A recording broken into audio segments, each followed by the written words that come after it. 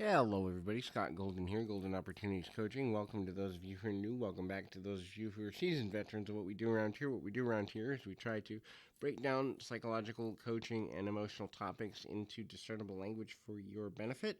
Please like, subscribe, comment below if there's something we could do to create an audio that's beneficial to you. Today we are going to discuss, let me pull up my notepad here.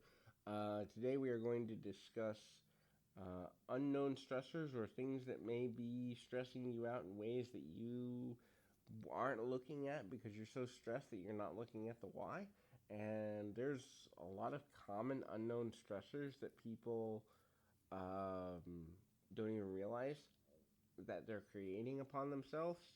And if you can identify or ask yourself some questions around these things, you might be able to find out um, what is causing your undue stress, how to deal with it, and all sorts of other interesting things.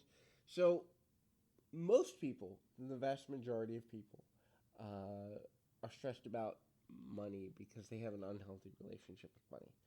They create this idea that money or the having of a lot of it creates freedom. And so the idea that I'll never have enough money, or there isn't a way to get enough money, or I'm not good at making money, or I'm never gonna be able to be financially secure. All of these things are huge unknown stressors, and it's because your beliefs about money seep into your subconscious mind and unconscious mind. And even when you're like enjoying a good meal, or you're enjoying time with your kids, or you're enjoying a vacation, you might be going, how am I going to pay for this? How am I going to pay for the next thing that's on my list? And you aren't really as present moment minded as you think, because all of a sudden all you're focused on is that money and the lack thereof and the idea that there isn't enough. So if you believe in any sort of spirituality at all, there's a spiritual concept that says there's always enough of everything for everyone, otherwise a person wouldn't be alive. Let's suppose that you are an atheist and agnostic, a person who has no spiritual belief. The same principle still applies. The difference is your focus of things is not on a higher power or a deity or some sort of focus outside yourself. Your focus then becomes there's always a solution to every problem. Scientifically speaking, every problem that has been um, put before society has had a solution. And so just because I don't have the solution to my uh, financial challenges doesn't mean that it doesn't exist. Uh, so, next thing, toxic people. You may view someone in your life, a friend, a partner, a family member, a boss, or any other number of types of person in your life, and you may say they have to be here. Have to is one of the most damaging phrases in all of the English language because nobody has to do anything other than a very few short things. In other words, you have to breathe. Yes, if you stop breathing, you will no longer exist to be alive. You have to pay taxes because of the structure of government. You have to, eat because your body needs fuel to survive. But you have to drink because your body needs to be hydrated to survive. You have to make some form of money in order to live because, um, it takes money to survive. But as far as relationships go, there is no one that you have to be in relationship with. There is always some level of freedom of choice when it comes to a relationship. And some people say, well, what about your family? What about friends you've known forever? No, there's still choices there. Now, the only close to exception is for child in an abusive environment, right? They have to, especially if the abuser's their parents, stay there because they don't have the freedom of choice. But not even that's true. When we begin to tell our children about telling an adult about being mistreated, they still have a choice. Now, they may not have the cognitive ability or the wherewithal to stand up for themselves, and that's a completely different issue, but they still have a choice about whether to stay in relationship or in connection with the people in their lives. Now, they may, again, not be mature enough to handle that decision, and that's a whole other conversation, but there is a reality to that. So, toxic people. If there's someone toxic in your life, it's 50% your focus that's letting them be there. What I mean by that is anyone that's in your life that isn't serving you, you can eliminate. It may be painful. It may not make you it may make you unpopular. It may get people to talk about you in ways you don't like, but you still have that freedom of choice. Regardless of where you are in your life, one thing we all have, not choice without consequence, and that's where people get confused. They think, oh, well, I don't have a choice. But even if someone's holding a gun to your head, even if someone's ready to stab you, even if somebody's ready to assault you, you have choices. Now, you may feel like you have no choices because you have no choices you like, but there's still always choices in every situation. And so the people in your life are at least partially a choice. And you have to look at that and say, is this choice one that's worth my time? Another unconscious stressor is often the perception that other people have of us, or the preoccupation with what other people think. And here's the reality. In the long run, it doesn't matter what a good number of people think of you, because the majority of people that enter your life and are there permanently is a very, very small number. But the people that are there permanently or close to permanently, semi-permanently, these individuals are going to expect you to change over time because they realize they change over time. And so that means you're going to find acceptance even through the changes. But this preoccupation that comes around with what does a stranger who I'm probably never going to see again or deal with again think of me, comes from a me-centered society that we think, and this is a misnomer, we think that everybody's as worried about us as we're worried about them, but in reality, everyone's as worried about themselves as we are worried about ourselves, because the first line of defense in the brain is self-protection, which means the thing we care about the most is ourselves.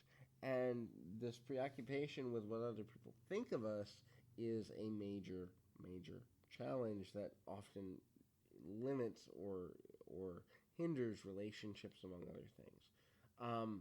Another thing that people become preoccupied with is the perception of unexpected change, the fear of the unknown, right? That can be an unknown or an unqualified stressor, because if we don't believe that we have a solution, and that's why one of the tenets in the FLAP method that I teach as a life and business coach is P, which is for plan. If you don't plan for the worst case scenario in every situation, then you can often become preoccupied with the idea of an unexpected change. But if you plan for the unexpected circumstances from the beginning, what is the worst thing that could happen, and what would I do if the worst thing happened? I tell people all the time, if you fear things like getting ill, then go, what's the worst illness I've ever heard of? Okay, what would I do in that situation?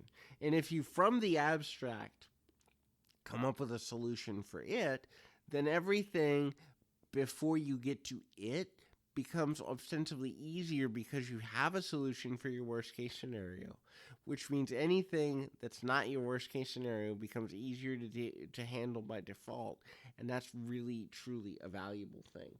The next thing to consider is trauma.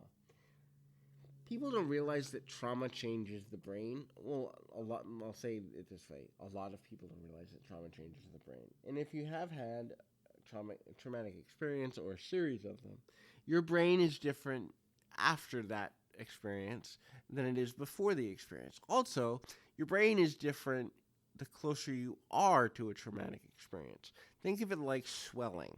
So when you've been, let's say, a few days to a few weeks after a traumatic experience, your brain is very, very swollen, and you're very, very sensitive, and it's very, very painful. But if you have an injury that is nagging, or you have an injury that is there, but you forget about it a lot of the time. But under the right circumstances, you twist the wrong way, whatever have you. It re-aggravates for a minute and there's a pinch. That's what trauma's like to the brain. You can go back to a memory without even meaning to and create for yourself a level of trauma or a level of discomfort emotionally because you're reliving a circumstance, and that can be undue stress. Also, the anticipation of a memory returning for some people, be it through flashbacks, be it through night terrors, be it through a conversation unexpectedly, or a conversation with a person who doesn't know what your trauma triggers are. That can be an issue as well. Another undue stressor or unnecessary stressor is the use of alcohol and drugs. Um, Obviously, when a person alters their mental, emotional, and spiritual state, they will come down off of that substance. And coming down off a substance is a shock to the body. So whether it's alcohol and you're coming down emotionally from a hangover, and then you have to deal with all the emotions you didn't deal with before, or you get high on any number of drugs and you come down off that, and you're confronted like a door slamming in your face with all the things that you ran away from to begin with. Coming down off a substance can be a cause of great stress because it's like you're dealing with the emotions coming back to in a conscious way, and it's like, I don't want to deal with this any more than I did before. That's where addiction actually comes from. I feel good in the early stages of my usage, and I like that feeling. I want to amplify that feeling, and then the feeling begins to wear off, and then I come down and have to confront the things I didn't want to before I got high or drunk. And then I crave that feeling of good again, so I go back to the substance. It really comes down to most addictions, I'd say 90% of them, have to do with untreated stress and the substance becoming the outlet to deal with the untreated stress. Next, your belief system. Look, we can skew positive, we can skew neutral, or we can skew negative. I tend to be a person that skews neutral on purpose because if I skew neutral, I can go toward the positive things when I feel like it. I can avoid the negative things when I see them coming up, but I can always come back to anything is possible. Let's focus on possibility versus a certain situation. Let's focus on possibility rather than outcome. Now, that's not how most people live. Most people either have negative beliefs or positive beliefs. They have hope, the glass is half full, or they have fear, the glass is half empty. But the closer you live to a level of balance, the easier it is to navigate life situations. So if you constantly have a negative belief system, if you constantly have negative things placed upon the value of your life, sooner or later you're going to burn out and you're going to be miserable more often than not. And you're like, oh, junk, I don't want to feel this way anymore. So this is stressful that that my mind always returns to negative emotions. I don't want to do this, but I don't know how to change it. And so that becomes problematic as well. The next thing, and the final thing, is a constant state of overwhelm. If you are overwhelmed on a consistent basis, that is a form of stress in itself. The emotional state of overwhelm will cause your body to go into a stress avoidant response. That is, how can I feel better, which is another place that addiction comes from. If all your focus is feeling better, then you'll do things you normally wouldn't do on an impulse just to get that better feeling. And so that is an important thing too. If this audio has been helpful to you, please feel free to reach out. Until next time, this is Scott Golden reminding you, keep your feet on the ground, your mind in the moment. Until next time, everybody.